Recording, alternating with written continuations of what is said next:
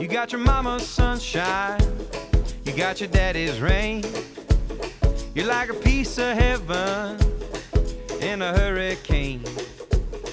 And it's bubbling over. Hey everybody, I hope you guys are doing well. Like sweet You know, champagne. we really appreciate you. I don't know if we say that enough, but those of you that are listening, that are sharing, that are part of the community and part of the conversation, thank you. Yeah. Thank you for being a part. This works with it's a partnership, I think, between us and you. And hopefully we are having these conversations in our workplaces and in school or wherever you might be. And hopefully that's making a difference, right? Well, today we're going to talk about something that I believe will make a huge difference. And it's something that's important to talk about, something that is very applicable to today's day and age.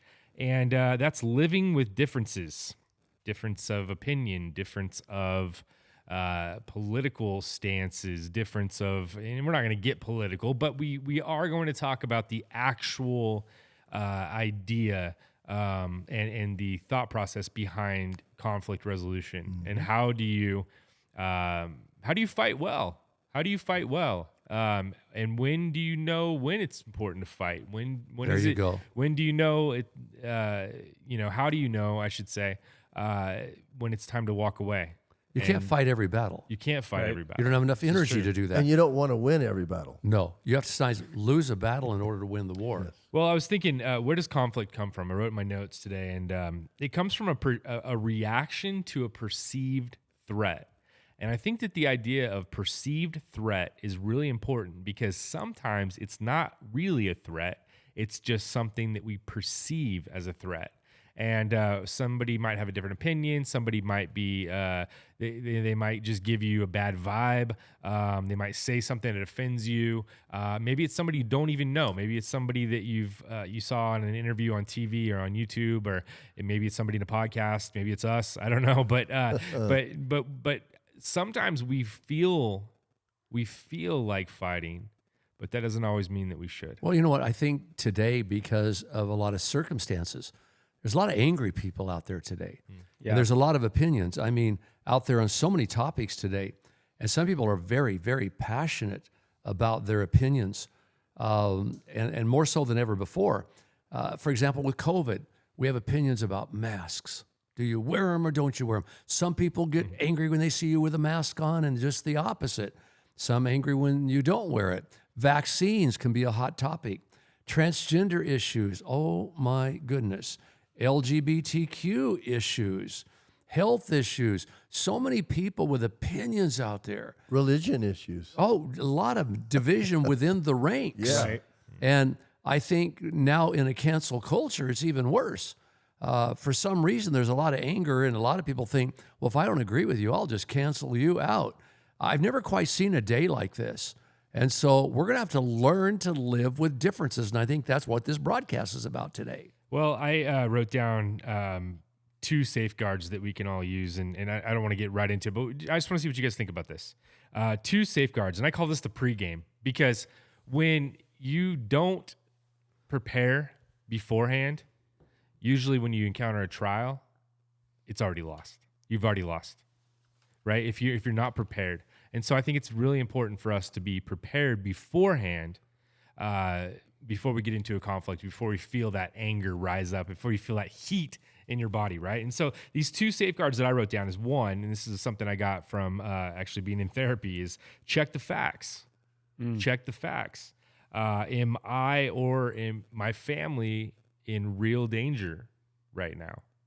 And if so, then you might have to do something about it. And it comes down to the second thing. What can I do about that danger?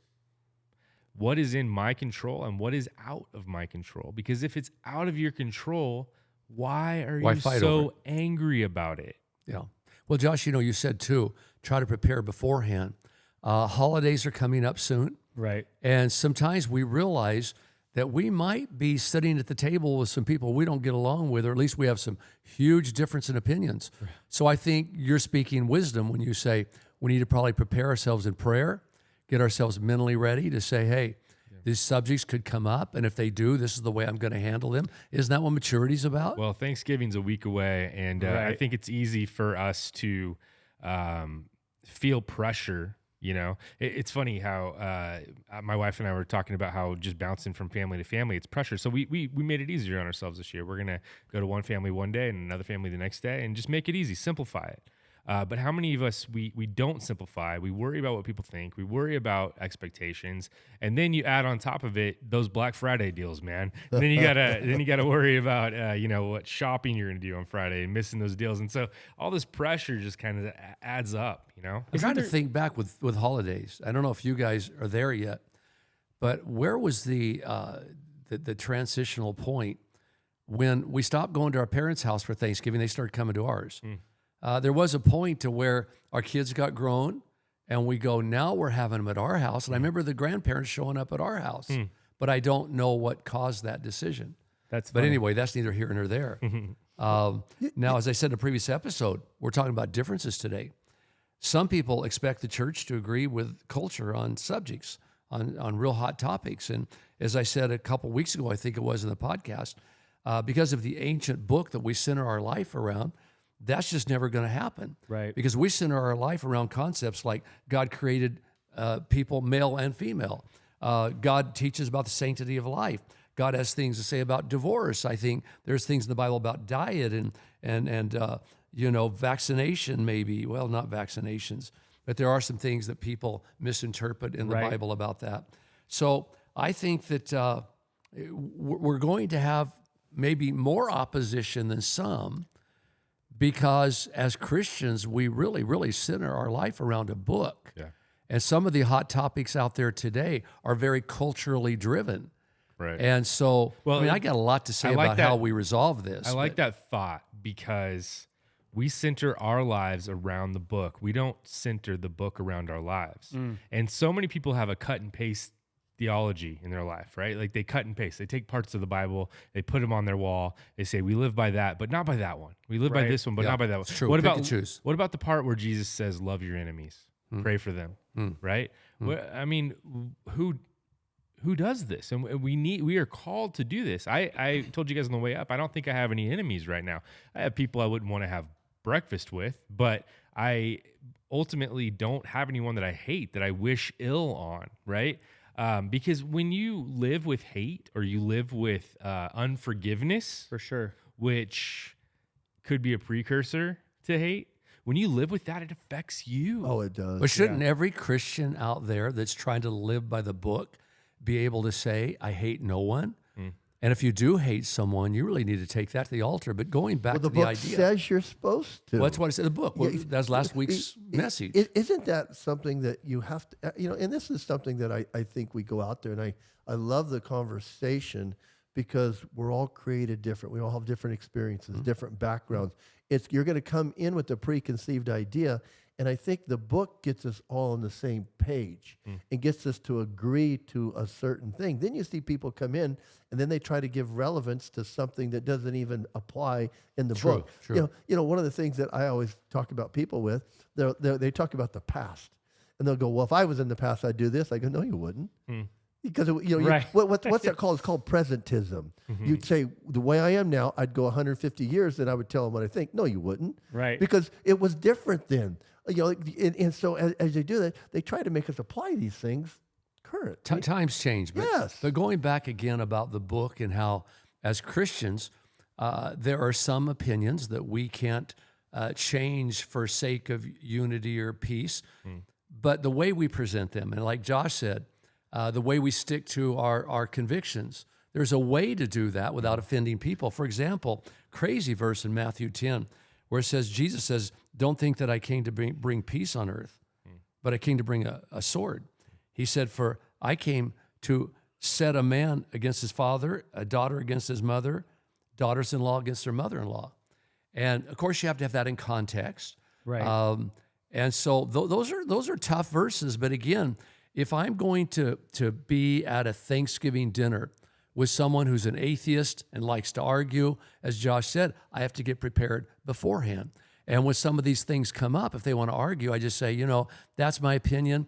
But you know what? We'll probably never agree on it. But hey, how about another dose of that pumpkin pie right there? You kind of change it. You do it in love. Right, but isn't there just two different types of people there? Like if I'm at Thanksgiving with my family, I'm not bringing up topics that are going to set the whole table at war. You're not, but other people No, might. but I know other people might. But that's what I'm saying. That's the difference of people. Like there's people, Right. I would say, that are fighters by nature, and they want to bring out the worst in people. Then there's the peacemakers. What does Matthew say, right? In 5:9, going, and that's not counter to your verse, but it says, "Blessed are the peacemakers, for they're going to inherit the kingdom of God." And I think there's two types of people where we live by conviction, but we do our best to keep peace, man. We're not trying to stir the pot.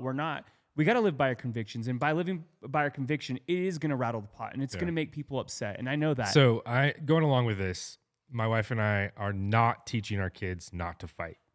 We're not. Because there is an appropriate time and place where you have to fight. And what I mean by that is if my kid is in danger, for sure, I want her to fight for her life. Yes. There's a big difference between fighting someone because you hate them or because you've been hurt by them and fighting for your own freedom, right? I mean, the goal of fighting should always be to free yourself from trouble, from oppression, a bad spot. If somebody attacks my family, why do we have a gun in the house? Is it because I want to kill somebody? No. Did you have a gun in your house? Yeah.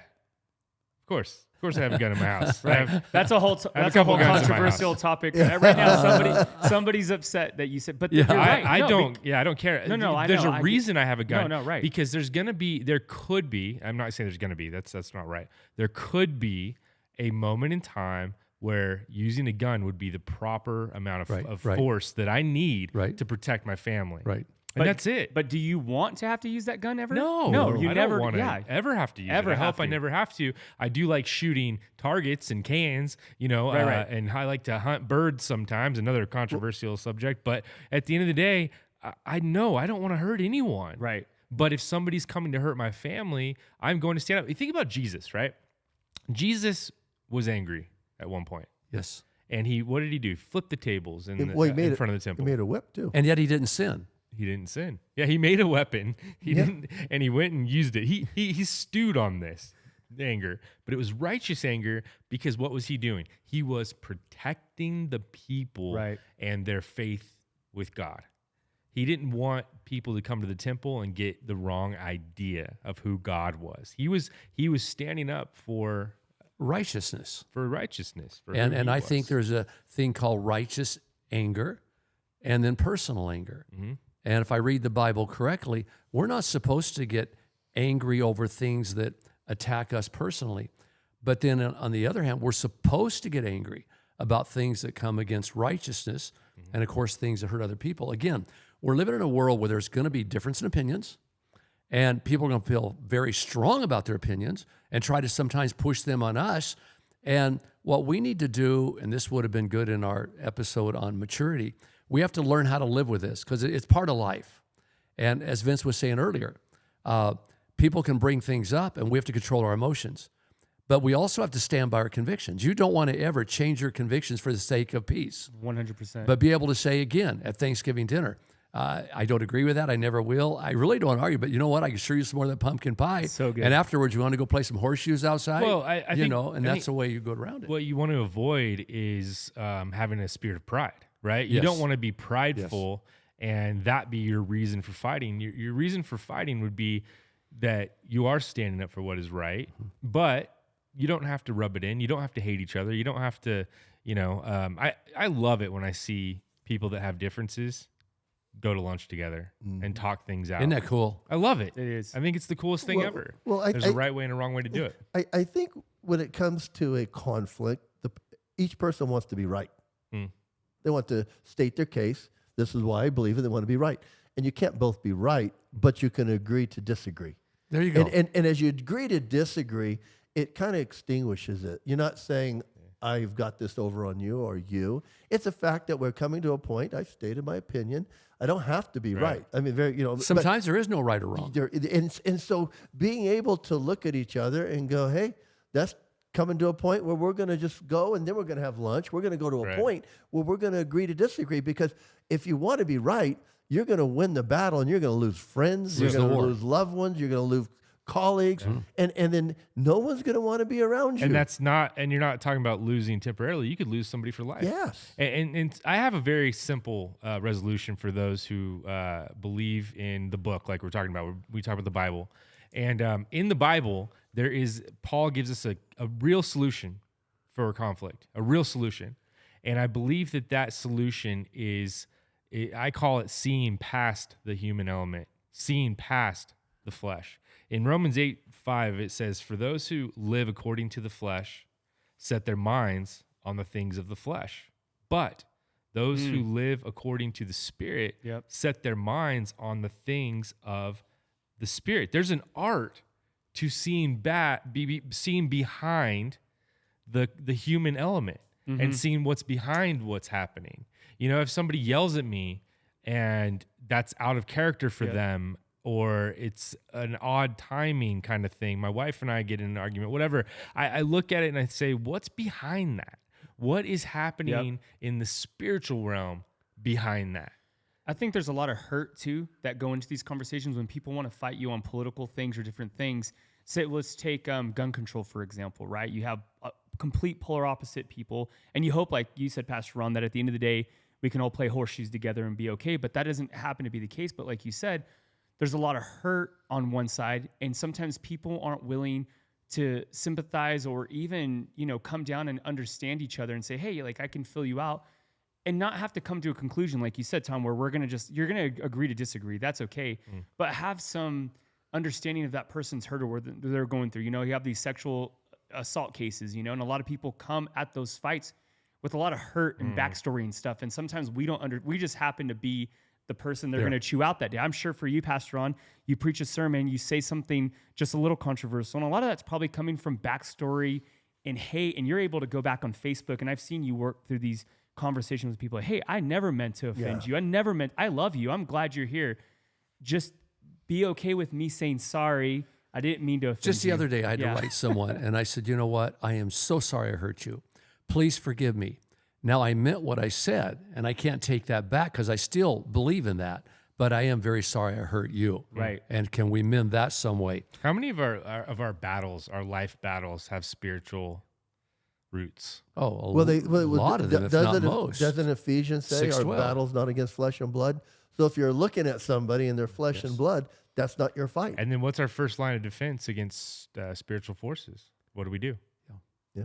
We pray, Right. right? That's what we should do. We pray. We should Right. pray. I mean, And really. then everything too, the backdrop to Christianity, and we especially want to make this true with Valley Bible, is love. Is love. Love is the primary thing. How can I get out of this and still love you? How can we have this debate if it's necessary and still have love as the dominating force? So you taught me something a long time ago. I don't know if you even realize this, but you taught me how to win battles in the shower. Because I used to hear you when you take a shower. I have a noisy shower. You would be praying. You'd be taking authority over spirits. You'd be doing some serious work in there. You're not only cleaning your body, you're cleaning everything else. And I do that now too. I mean, if I have my kids are bickering or if something else is going on in my life, I'll get in. When I get in the shower, I start praying. I start praying and I start taking authority. And sometimes it makes for a longer shower, which isn't good. But you have to have that moment in time where you stop and say, what is really going on here? Right. Yeah, you do. And blessed are the peacemakers. Somebody brought that verse up. And I always talk about the fine line between what I believe is compromise and being flexible. The other day, I had a while back, I had a counseling session. And the people I were talking to, their daughter was getting married to a guy that had some little different values. And so they're paying for the wedding, the people I was talking to. And they wanted to have a lot of booze at the reception. And now the people paying for the wedding, they're convicted that we shouldn't do that. They say, we don't want a bunch of drunks. They wanted an open bar. I mean, just everything. And so I thought it was pretty cool because the way they handled it was they went to their daughter and their son-in-law to be and said, we just don't feel good about that. We're paying for the wedding. Not just because of the money involved, but because we don't want a drunken brawl. We don't want people getting drunk. So what we will do is we're going to put a bottle of champagne on every table, and we're not providing any more than that. Hopefully one person doesn't drink the whole bottle, but enough for a toast and all that stuff. And they came to what I would call being flexible. Maybe you'd call it compromise. And they did it in a lot of love, and I thought it was pretty cool. Well, compromise is a funny word because it gets a bad rap. I think that we often assume that it's always wrong to compromise, but it's not. It's not wrong at all. I mean, you have to negotiate. You have to compromise. God himself actually engages in compromise with us. Right. I think it means Sometimes. doing what you have to do to get a peaceful solution without going against your values. Exactly. and- yeah, and- exactly. That's it right That's it. there. Yeah, that's that it right is it. there. And I had a local attorney, tell me one time, compromise is when nobody is happy; they're both giving. So you're coming. This family you're talking about came to an agreement. Well, it depends, Tom. Yes. I mean, if you value the relationship, and you're talking about situations where the relationship is kind of done, but when you value a relationship over the conflict itself, then you should arrive at a place where you compromise and are happy, because you want there to be peace. I mean, blessed are the peacemakers Sure we because do. they want peace, right? Sure we do. They want that to happen. Well, That's well, not always sitting at this table today, easy. we have different values. Sure. We do. For example, and I'm not embarrassed about it, nor am I apologetic. I believe as a mature Christian, I should not drink booze, period. And I believe it's wise for a lot of people to do away with liquor in their lives totally. My reasoning for it, you've all heard it, but I think it goes beyond spiritual convictions. I believe you have little children in the home, and those children are going to grow up doing what you do. If you drink, they're going to drink. You say so often, not you guys, but a lot of people say, well, I handle my booze. We don't get drunk because being drunk is a sin, and we handle it, and on and on and on. I say, that's great. But kids are going to do what you do. They don't have the capability at 16, 17, and 18 to control their booze. And of course, I have to go back on past experiences I have, standing by lots of caskets of teenage kids who were in the car and somebody was drinking that was driving, or they were drinking and driving, and they got killed. And obviously we know that it's a lot bigger chance of being killed on the highway if you're drinking than if you're not. And so for me, I have a strong opinion that liquor should not be in the house, especially when you have small kids. Maybe it's a little different when you're older. Now, that's a strong value I have, but I don't force everyone else to have that value. And I get along very well with people that don't have that value. But if you ever want to argue the point with me or debate it with me, you're not going to sway me over. There's been Right. a lot of thought in this, Right. but I will also not want to argue with you about it. So is it true that sitting at this table, Well, Pastor, we allow each other to have different values? Yeah, absolutely. Well, Pastor, my daughter just got But married. my values are also changing as I grow up. As you grow up. Well, my Grow daughter, up. my You could daughter get just older. As I grow up. my daughter just got married in June. My son-in-law came to me because he knows my values. Before I used to be a drinker before I got saved, and I haven't touched anything since. And my son-in-law, Danny Jimenez, and they're Hispanic, came to me and he goes, Tom, would you have a shot of vodka with my dad and I after I'm married? My dad got this bottle when I was born, and this, that, and the other. And I looked at him, I said, I will. He goes, oh wow, you'll do that? And I said, I will. Did I have to? No. Right. Because it didn't happen. But Well- I looked at my son-in-law and I said, he goes, that's really cool. Yeah, He goes, see, you because- loved him. Yeah, I mean, because Respected his it was dad. a significant thing between him and his dad. Right. And as I said, yes, we never did it. I've never asked Danny why we didn't do Well- it, but we just never did it. If you But- would have said no, it would have been communicated to them Yes. that you care more about a religious your thought righteous process. I mean, but alcohol's not good for me, and Right. I've known that, and I've never drank. And so, but when he said not that, healthy. it was for a purpose. See, I was smiling before Tom even answered that because I knew the way he was going to answer it. You might remember when we were in Israel one time, and we went into a store that some Arab people owned, and there was a big holiday. They were celebrating, and they were so glad to see us, trying to make us good deals on shoes. Yep. They said, have a drink with us right now. And so all the younger guys were looking at me like, oh, pastor's going to be mad. Before they got their opinion out, I had already drank it. Yeah. And they said, you just drank that? I said, yeah, I didn't want to disrespect these people. I drank it right after you drank it. I was in. I was like, I guess if he's doing yeah, it, I'm he's in. doing it. I'll take on that yoke. I'll tell a funny story. We were in Mulegé, Pastor and I, on a big missionary trip, and we were at a really nice breakfast place, and one of our pastors ordered a Coffee. a Mexican coffee, You didn't know, right? and so we're all like, wow.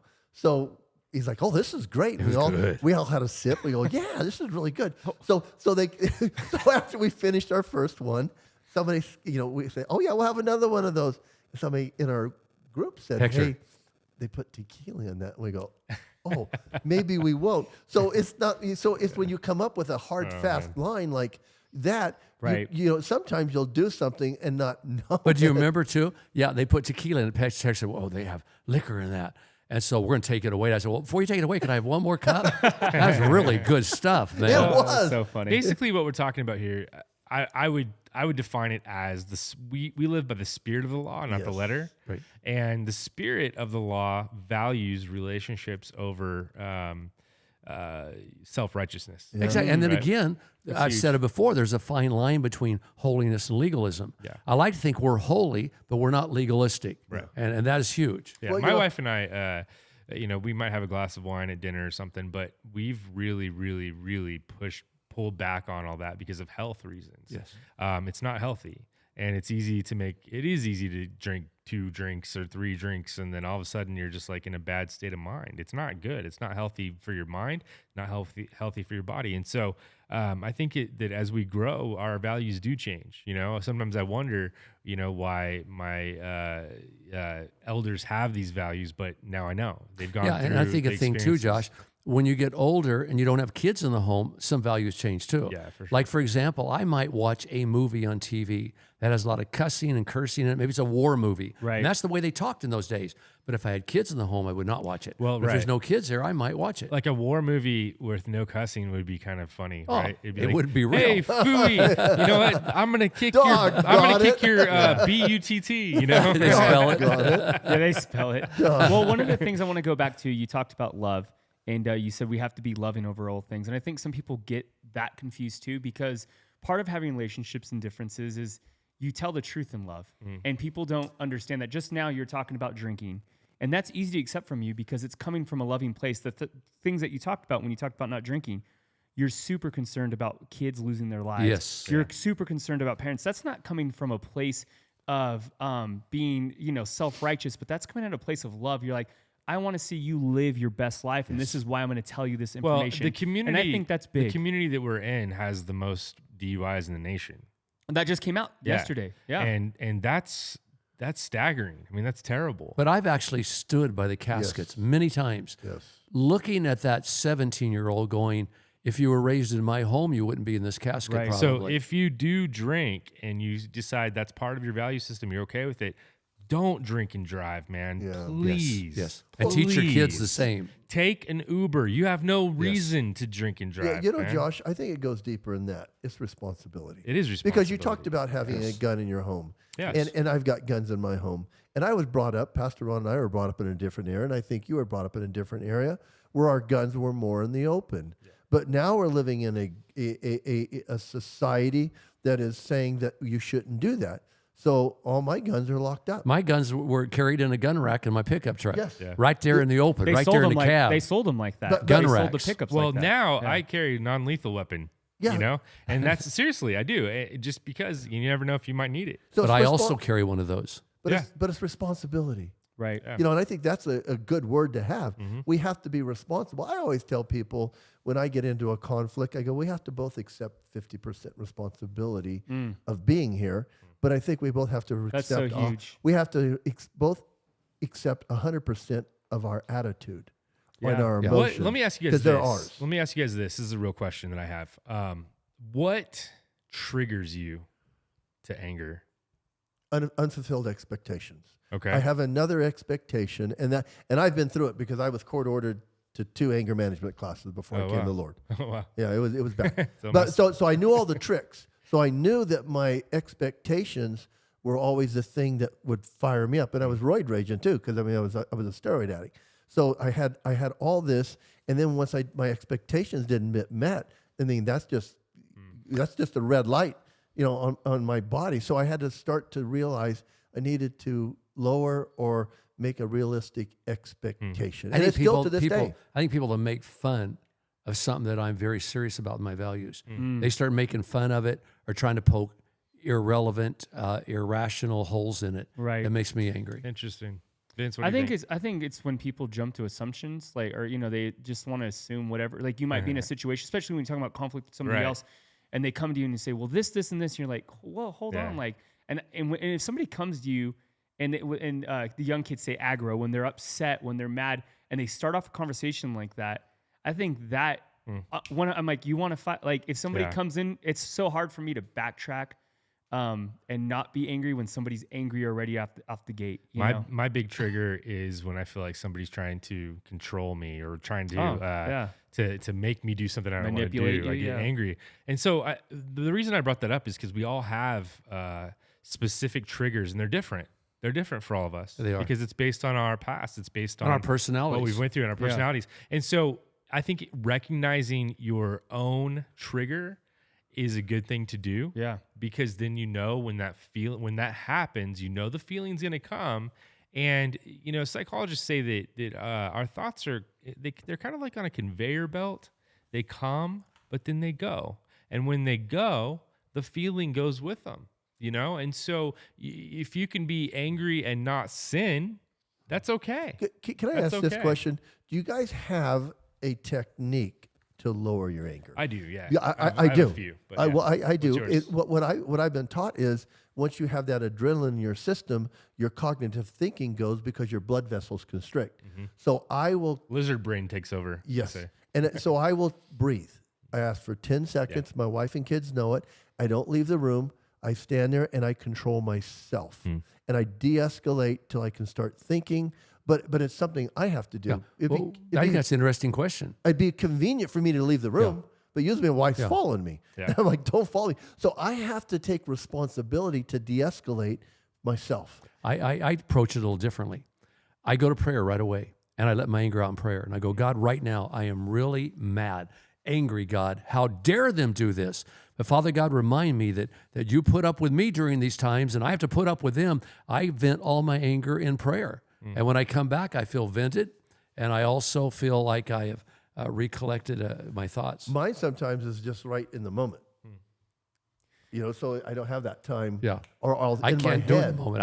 I have to almost say, hey, can we resume this conversation tomorrow? Because I need to get Do that you time. think society's scaled right now to push us against each other more than unite Yes. us together? Like, you know, when you watch ads on TV, do you feel like they're intentionally trying to divide us apart further and further and further and make us upset to a place where we get angry? So there is no middle ground. There is no Well, let's be resolution. honest. It's financially good for certain institutions for us to be fired up and angry about something because then we'll take a fighting on side both sides, and then right. we'll, you know. What about last week for the elections?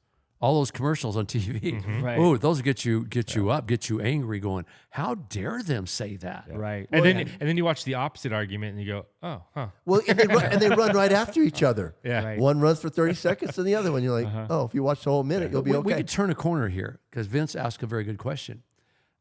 Today, it starts in the church sometimes. There's divisions in the church. We call them denominations. Churches, you know, they divide over issues and opinions, and then they form splinter groups around those differences. And sometimes they fight each other. I mean, this in the church world, I mean, what name are you baptized in? Some trivial things, some important things, some trivial. What name were you baptized in, as if that really matters? Speaking in tongues or not speaking in tongues?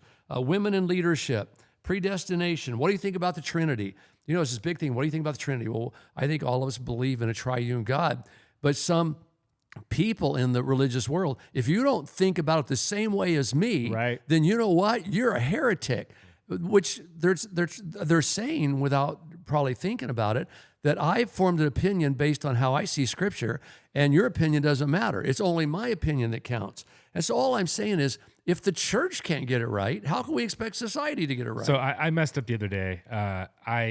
Some Jehovah's Witnesses knocked on our door. Did I and tell you this? answered. You told me this, Did I but tell you, the story? you I didn't don't tell think the I story told on the the story. podcast. Yeah. No. So I didn't answer, but my wife did. I was getting out of the shower, and I see my wife speaking to these Jehovah's Witnesses, and my little daughter's standing there listening to them. And so I immediately felt like they trespassed. I'm like, you're on my You're mad. property, and you're talking to my little 5-year-old who's learning about God, who's learning about Jesus, about your ways, you know, and how dare you do that, you know? And so I just kind of ignored it, but my wife finished talking to them, and I went and got ready, and I came in the living room, and she was sitting down with my 5-year-old with the pamphlet. And I walked right over. I grabbed the pamphlet out of my wife's hand and I ripped it up. And I said, "That's what we do with this." And then my little daughter started crying. And I realized at that moment that I messed up. I messed up because I didn't assess the situation very well, and I didn't realize what my wife's intention was, because my wife was wise enough to realize that all my 5-year-old daughter sees are two elderly men talking about Jesus. And so she was trying to take a much simpler a route in basically saying, yeah, it's good to talk about Jesus, and then move on from there. And so I messed up. I screwed up, and I had to come back and say, you know what?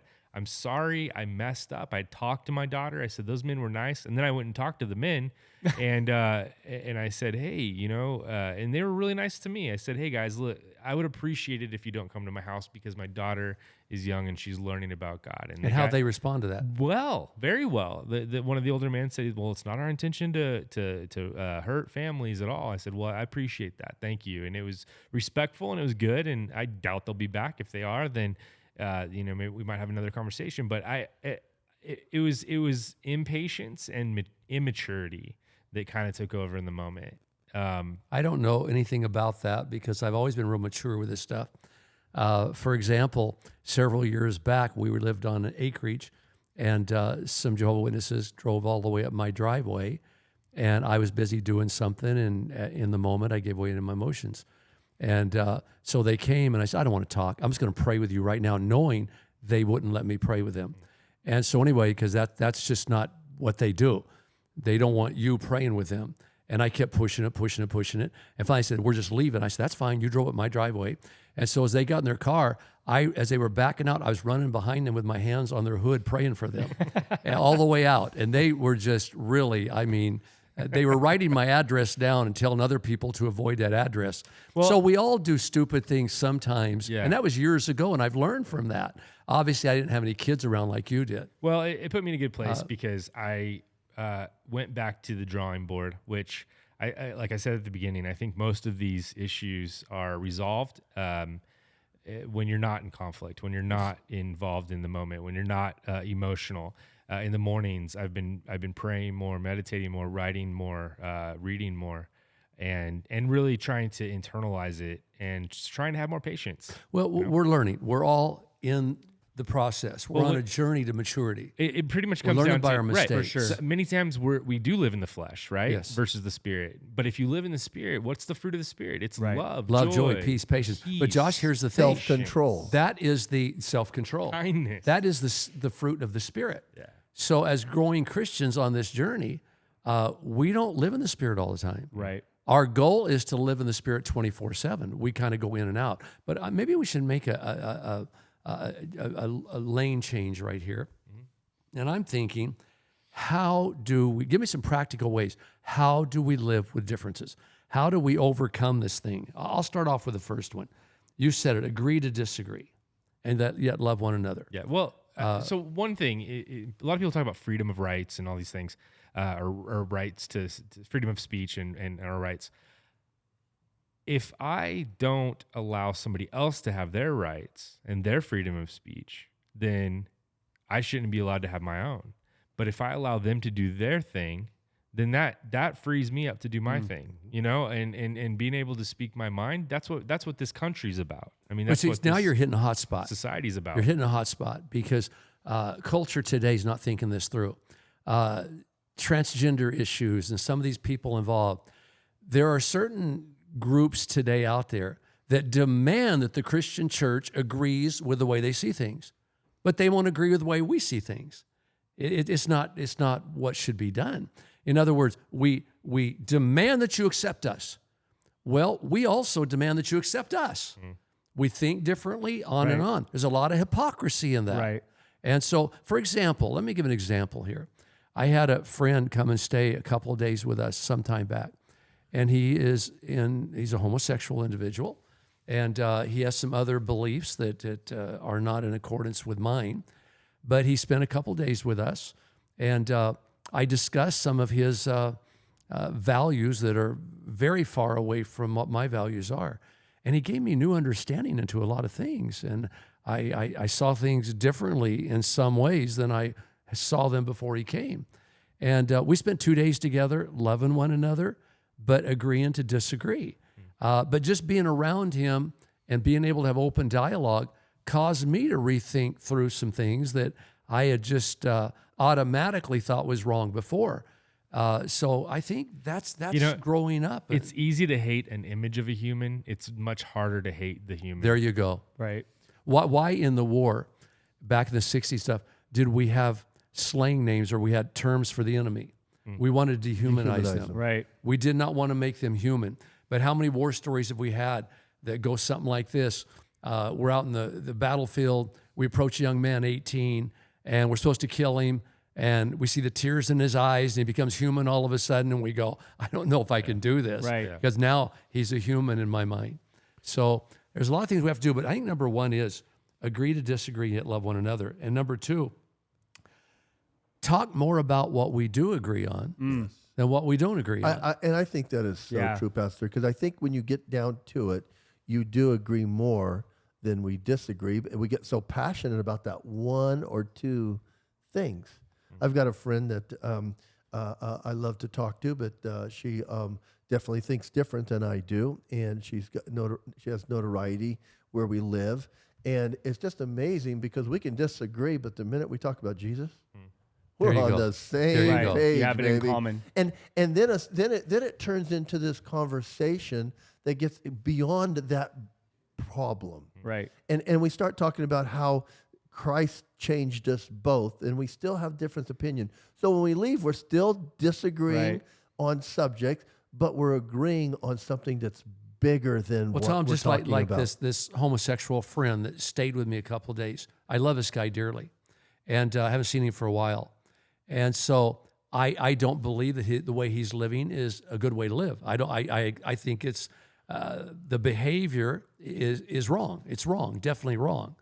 But we started talking at the end a lot about Christianity. He's coming to God, wanting to learn more about God. And we spent more time talking about that than we did our differences. Do you think that's, just Jesus choosing the disciples almost by design, just how diverse and different they were? You just go right into that. And they had to find commonality. They had to find some unity because there's no way you get a tax collector And a zealot. some fishermen, some zealots They together. had political differences. Yeah, They were on the And opposite think- side of the table, and think man. about where they were raised. They were raised in different places. They came from different upbringings, depending on how one parent believed might have been different. Yes. And Jesus brought all these different people it's- together and meshed them together. You know what's funny about that group is the one time that you see in the Bible, there's a record of them fighting and bickering. Right. It's over who's the best. Who does Jesus like the most, Right. right? Right. And you think about that, and you go back to the very beginning of the Bible, the very first conflict that arose out of jealous anger, Cain and Abel. God looked down and he had regard for Abel's offering, but not for Cain's. Right. We got the mob's calling. the mob's calling. That just told on me right there, didn't it? That's your. I forgot to silence my phone. That's your ringtone. You ought to for- see the people in the store. Is that There's for this Mom, by the way? Older Italian guy, and the Godfather goes off. The ring goes off. But It's funny. But yeah, the you see what I'm disciples. saying? No, Like, that's true. yeah, jealous anger is a thing, and I don't struggle with jealousy, but I struggle with a lot of other things, and I think the solutions are the same. You But- have to look beyond the actual conflict. But why did it work with the disciples? Why was it? Why were they able to, Commonality, right? in but Christ, but also following Jesus. following Jesus, Yeah. right? It all came back to that because there's no way they had to sit around and they, you had fishermen talking. There's no way they were just Well, like they were into the same thing, the zealot wanted to kill the tax guy. Yes. right? Because he's a traitor. Yeah, he's a traitor. Right. And a traitor to their people. And so, and again, here's a question. You probably won't be able to answer it. Why did Jesus call probably teenagers as his disciples? I mean, there's probably many reasons for it. But these guys, sometimes we see how immature they were with their attitudes and everything. But they were 16, 17, 18 years old possibly. You know why? They were still mendable and moldable. There you go. And that, what's Yes. huge about that, especially talking about indifferences. As we get older, we have to be willing, and again, not bend on our moral beliefs or what we, but be willing to change who we're becoming. Sometimes we're going to find out when we shouldn't have done that, right? You talk about Pastor Ron, you're like, we used to drink water from the water hose. You don't drink water from the water hose anymore. Why?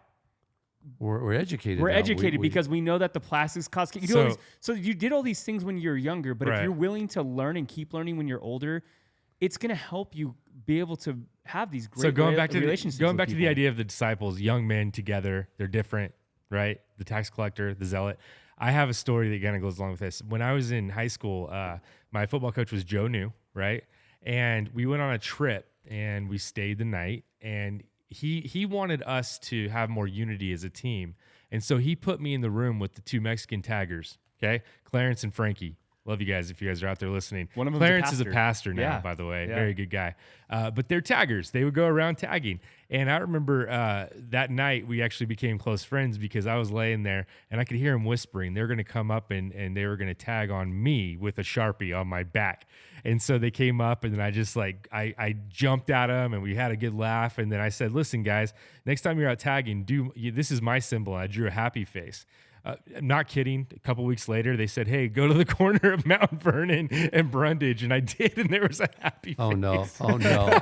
So hey, Oh, it was all wrong, but it was at the same time, it was the East Side, and I gained some respect from those guys because they saw that I was human. They saw that I was just like them. And we're I go kids, back we're because having again, fun. and I want to correct something I said. We assume the disciples might have been 18, 19, 20. I don't know. They were young, Young guys, because right. when Jesus had to pay taxes, it looked like him and Peter were the only two old enough to pay taxes.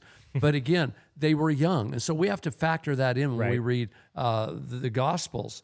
So another thing that I'd written down on how are we going to agree to disagree, how are we going to learn to get along with the diversity of opinions, is I wrote, give people a right to have their own opinion. Yep. I think this is huge.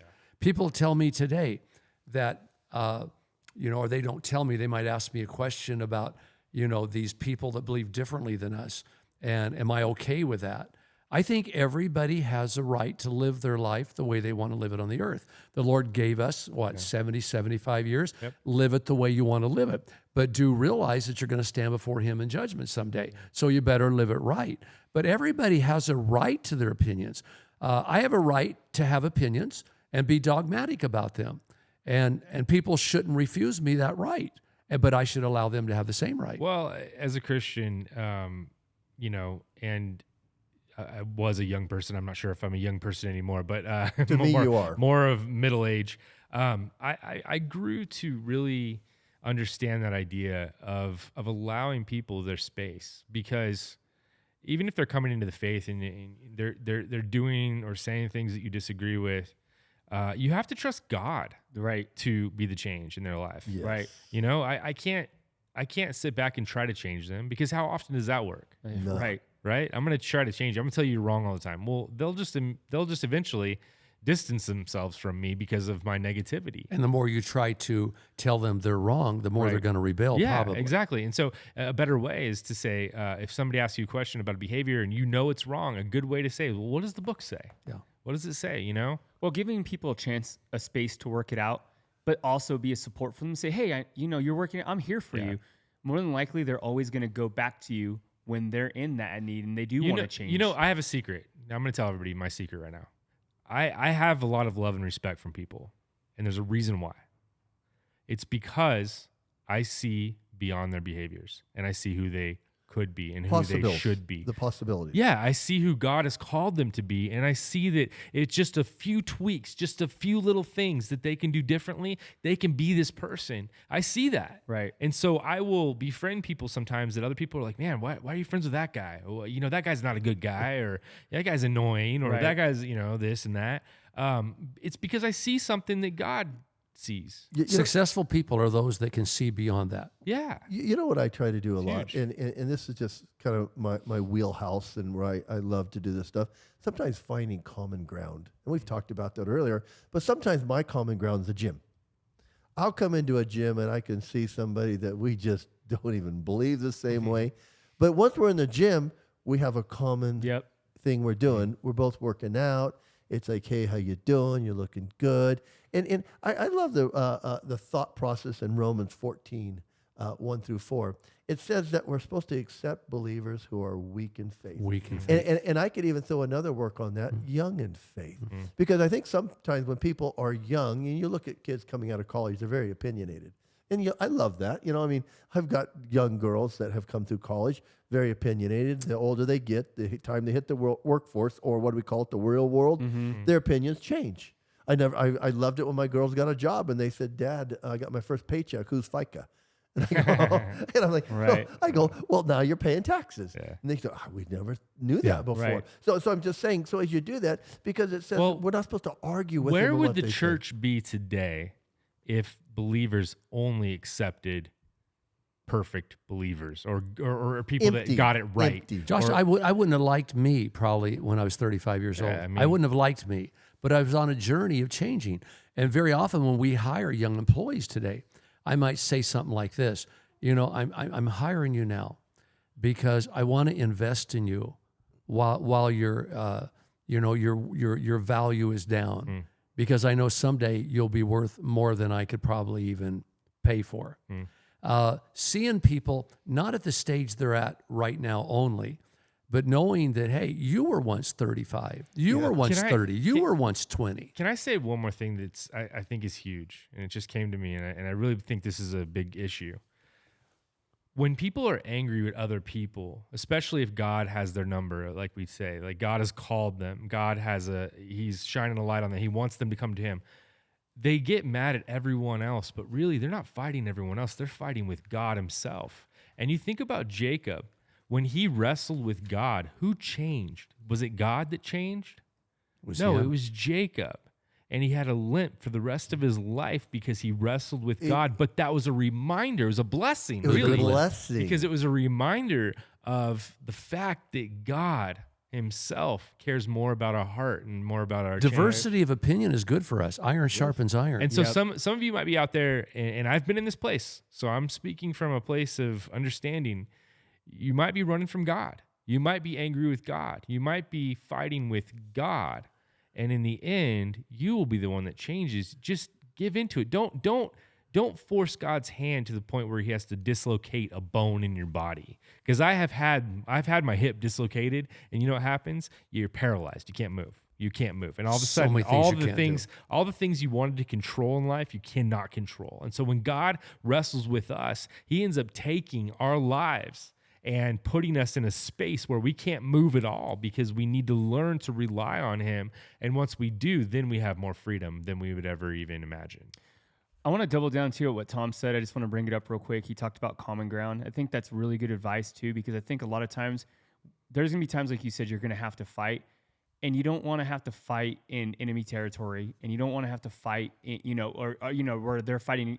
You want to be able to find common ground. I think sometimes you can get through some of those resolutions by going on a bicycle ride with somebody, going on a walk with somebody, going to, like you said, going to coffee with somebody, because those are the times where you're able just to How important are friends and community? yeah, huge. And how often do we have disagreements or we've disappointed our friends? Probably all the time. Yeah. I've disappointed my friends, and I hate it. I hate it. Yeah. It bothers me. But the fact that we stick together through those trials is huge. It's Right. everything. Well, I remember one time my wife wanted me to work something out with my son-in-law, who wasn't my son-in-law then. And I said, fine, we'll go to coffee. She goes, well, why you want to go to coffee? Why don't you meet here? I go, I want common ground. If we meet at my house, There it's you go. my house. Yep. If we go to his house, it's his house. Right. We can be in my, I go, so we're just going to go to common ground. My wife blew up my phone, and I finally picked it up. I go, hold on, Danny, we're just getting along. I go, what are you doing? She goes, how's it going? I go, going great. What do you want? And I put it down. But I mean, we met, we had coffee. I like that. I It- think there's a coffee shop called Common Grounds. Is there? I feel like there is. But- If but- there If isn't, not, you ought to start yeah, one. you ought to Yeah. start it. But, right. but I'm just saying, it was one of those things where sometimes you can at least have peace surrounding what you're going to do. You know what I love about it is if I go to Starbucks and I sit there and order my coffee, they're not asking me if I'm a Republican or a Democrat.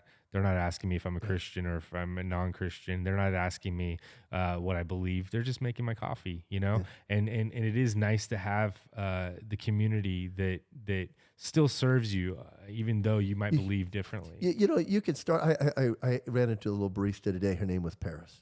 Her name was spelled different. And I go, oh, is that Paris? She goes, yeah, it is. And I said, what a neat name. I love unique names. And it would just, it's so disarming. Right. Yeah, disarming. That's a good word, Tom. It is. I was at a Bible study years ago in Las Vegas, and a very, very intelligent person with a very influential job was there. And right away, you could tell he wanted to pick a fight with me. And he started just talking about some things that he knew I wouldn't agree with. And he went on and on and on. And finally, I just looked at him and I said, man, you are one smart dude.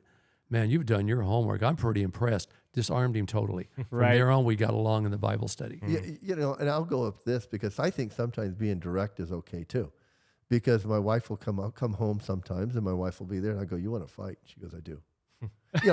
I mean, instead of messing around. I hope I never come home to that. No. That's a whole other thing. Because dog. when I did, You disarmed her. I said, Yeah, you I did. go, how do we get here? You know, Yeah. I go, how do we get here? And I think sometimes, you can cut through it. And Pastor and I have had that conversation many times where we come and go, how do we get here? how do we get here? That's the wrong. That's the wrong response. You should. What did I do? That's kind of it. Right. What did I do? Sometimes, Tom, you're right. We do want to fight.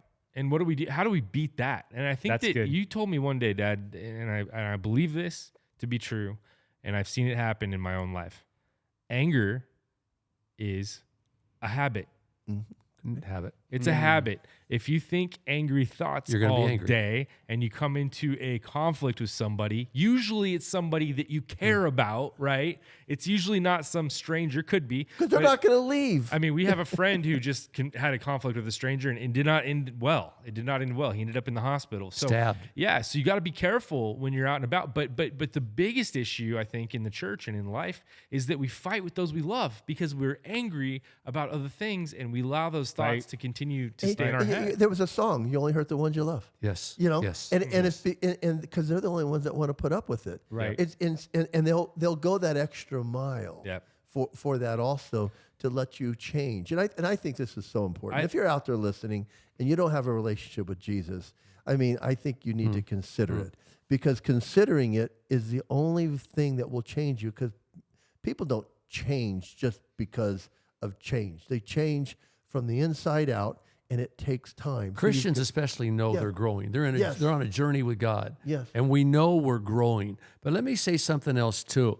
I think this is a valuable thing to say in this conversation is that when you go through life, someone once said that 25% of the people you meet might like you, but they can be talked out of liking you. Another 25% of the people you meet might not like you, but they could be talked into liking you. Another 25% of the people, they don't like you. They're never going to like you. No matter what you do, what you say, they're not going to like you. And another 25% will love you no matter what. Aren't And aren't those people that don't like you, isn't that just an opportunity to serve God, to love them? it's a challenge. It's a challenge. It's a huge Big challenge. It's huge. Here's an opportunity, God, you've given me to love somebody that hates me and probably is always going to hate me. Because loving somebody that's easy to love.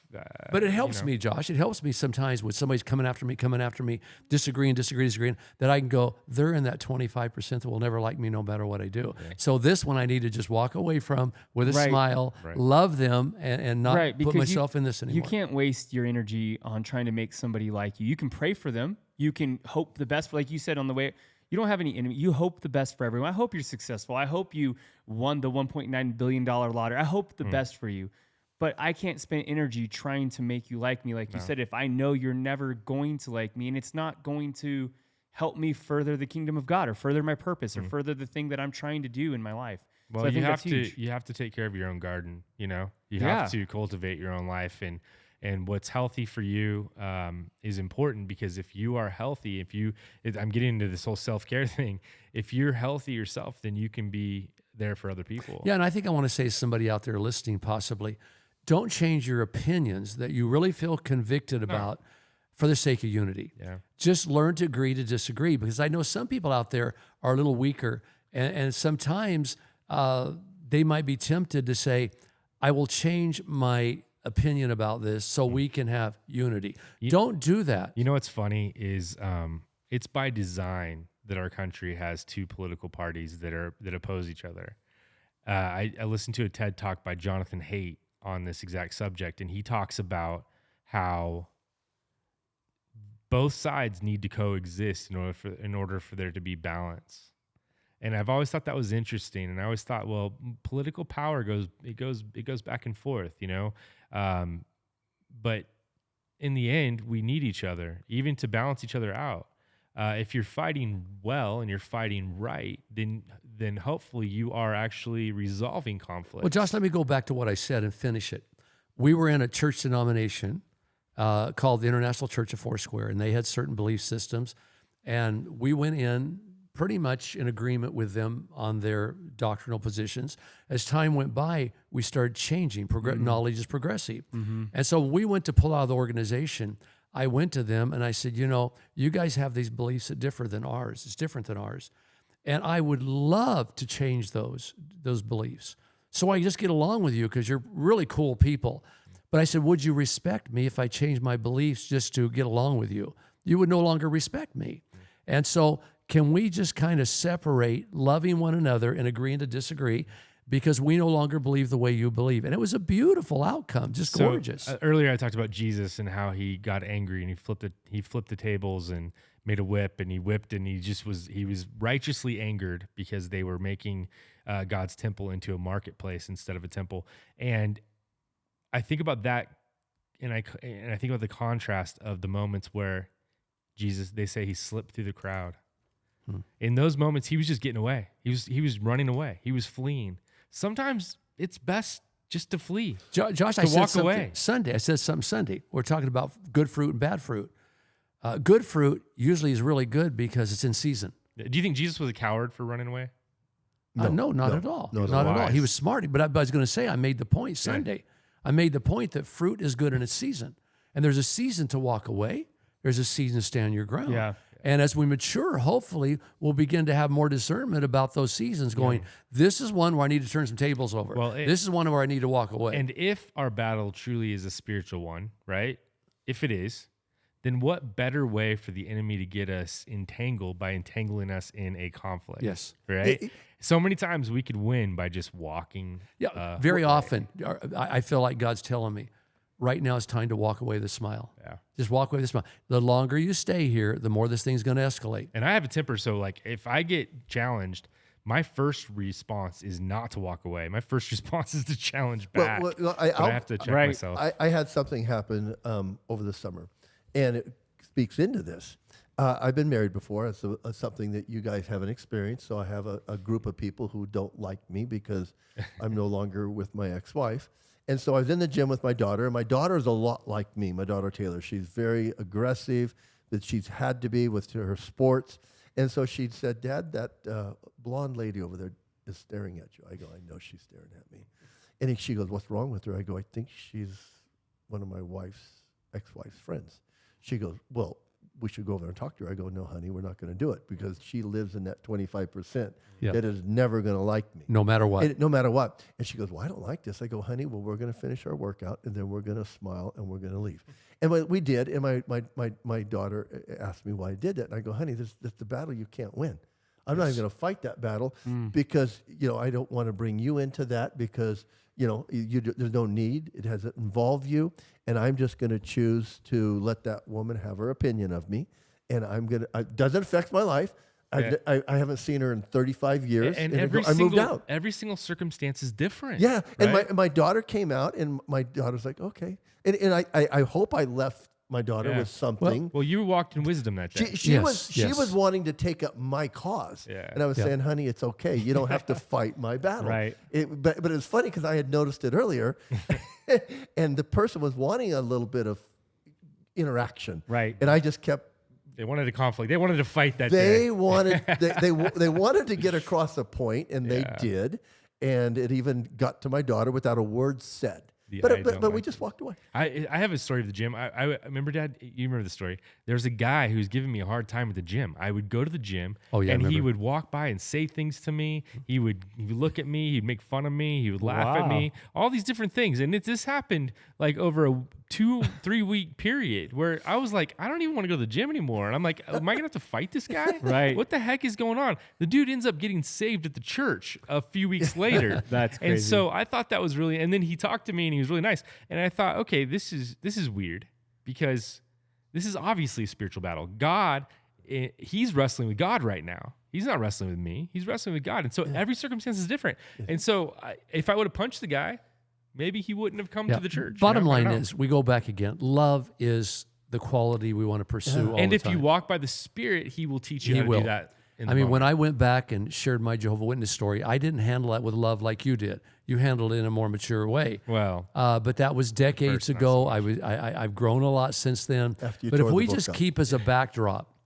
no matter how different our opinions are, and no matter how worked up we are about our side of the story, if we just keep love as the backdrop, Yeah. how can we get out of this thing and still love one another? Can we stop and pray in the middle of a discussion and refocus things? So love. That's it. That's the bottom line. If we love people with everything we have, love the Lord God with all our heart, soul, and mind, and our neighbors, ourselves, we'd get through conflict in a lot better way and diversity of Josh, opinions. you told me something years ago, and I say years ago, probably 10 years ago. You may have forgot it, but it impacted me, and I've shared it with many others. You said, Tom, no one's going to get mad at you for loving them too much. Never. Too much. And I did. I was like, that's so correct. I mean, that they're not going to say quit doing that. Well, I think, I know we're going to end this up, but the seasons things is huge, and I just can't get that off my mind. I think if you find yourself, you're always in a season and you're always flipping tables, I think it's good to go back and be self-aware. Like, why am I always flipping these tables? Why am I always fighting? Because you can find yourself just caught in this constant loophole fighting, and your season has to change. Seasons change, so you can't always be fighting. there's an irony in it when a parent wants a child to change and they become angry and nagging toward that child. It causes that child to flee and rebel even more, like you talked about earlier, Dad. Right. It goes against you. That's the irony of it. Instead, fight the urges. Fight those triggers and say, what's going on with me? Why am I feeling this way? And realize that, like you said, Tom, like loving people is the way. It really is, and it's not always easy to do. And we go right back to our beginning. Loving people is the way. Yep. And we have to learn to agree to disagree with a loving spirit. Yeah, absolutely. And sometimes it means walking away. It does. So anyway, we love you guys. Thank you for listening this week. We will be back next week with another podcast. Holidays are here. Good luck. Good luck. Yeah. and be prepared. God bless Bye, you. guys. See ya. Bye-bye. You'll find that little piece of you that you can call your own. You got your mama's sunshine, you got your daddy's rain. You're like a piece of heaven in a hurricane, and it's bubbling over like sweet champagne. You got your mama's sunshine, you got your daddy's rain. You got your mama's sunshine, you got your daddy's rain.